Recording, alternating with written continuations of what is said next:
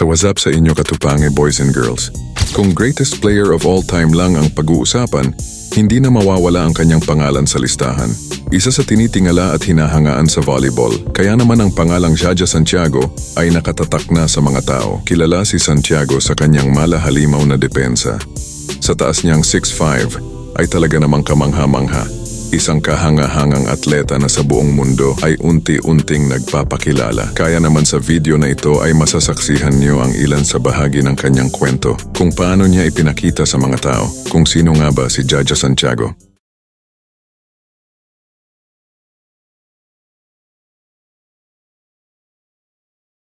Si Elijah Daphne Jaja Antonio Santiago ay ipinanganak noong January 20, 1996. Lumitaw bilang isang kilalang personalidad sa mundo ng volleyball sa loob at labas ng bansa. Tumatakbo mula sa Pilipinas, ipinapamalas ni Santiago ang kanyang husay kasama ang JT Marvelous sa V-League sa bansang Japan. Ang kanyang paglalakbay sa loob man o labas ng court ay patunay sa kanyang pagiging matibay, dedikasyon at pagmamahal sa laro. Malalim ang pinagmulan ni Santiago sa larangan ng sports. Nagmula sa isang pamilya ng mga atleta. Ang kanyang ama, si Jojo, ay nagpakilala sa basketball, naglaro para sa University of Manila Hawks at sa San Juan Knights sa dating Metropolitan Basketball Association. Samantala, ang kanyang mas matandang kapatid na babae, si Dindin Santiago Manabat, ay nagsimulang magtayo ng pangalan bilang professional na manlalaro ng volleyball. Ang kanyang mas matandang kapatid na lalaki, si Axel, ay natagpuan ang kanyang tawag bilang tagapamahala ng mga koponan ng volleyball ng National University or NU Bulldogs. Habang ang kanyang mas batang kapatid na lalaki, si Leonard, ay nagpakita ng kanyang husay sa court para sa Letran Squires Junior Team. Ngunit nagkaroon ng trahedya sa pamilya noong 2014 nang pumanaw ang kanilang ama. Iniwan ang kanilang ina na suportahan sila bilang isang overseas Filipino worker sa Israel. Sa edukasyon, sa kabila ng kanyang umuusbong na karera sa volleyball, nanatili si Santiago na tapat sa kanyang edukasyon. Noong 2020, nakakuha siya ng bachelor's degree in psychology mula sa NU, nagpapakita ng kanyang kakayahan na balansehin ang akademiko at pang-athletics na aspeto ng kanyang buhay. Ang paglalakbay ni Santiago patungo sa kasikatan sa volleyball ay nagsimula noong kanyang mga taon sa kolehiyo sa NU. Bagaman tinanggap niya ang nakakaakit na alok na sumali sa women's volleyball team ng University of California, Los Angeles noong 2013, pinili niyang manatili malapit sa kanyang pamilya sa Pilipinas. Dahil dito, siya ay sumuot sa jersey ng NU Lady Bulldogs volleyball team sa University Athletic Association of the Philippines o UAAP.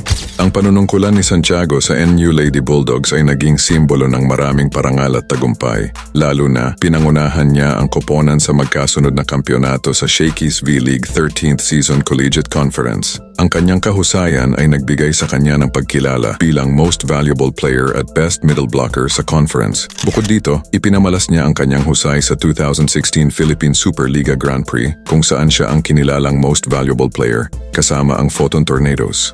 Ang profesional na karera ni Santiago ay nagpakita sa kanya na magsuot ng jersey para sa iba't ibang mga koponan kasama ang Photon Tornadoes at Ageo Medics sa V-League sa bansang Japan. Ang kanyang paglilingkod sa mga koponang ito ay nagpapakita ng kanyang kasanayan at husay sa court kung saan siya ay kinilala bilang kampiyon sa Premier Volleyball League First Season Collegiate Conference at may bronze medal sa PSL Grand Prix Conference.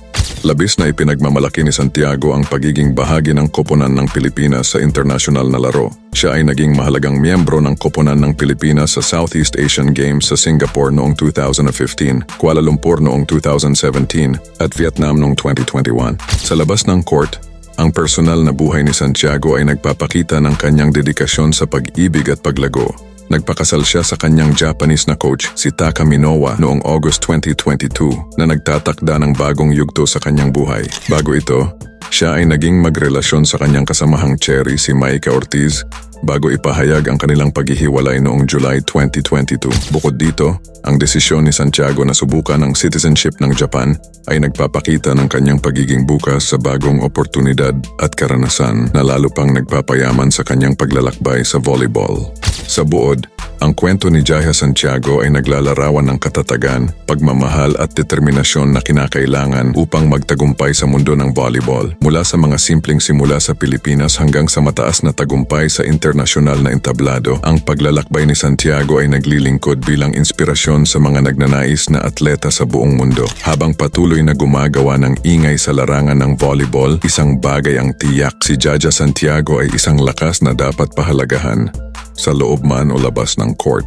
Kung nagustuhan mo ang video natin ngayon ay paki-like naman po at mag-subscribe ka na rin po sa channel na ito at i-click mo na rin ang notification bell button para lagi kang updated sa susunod pang mga video.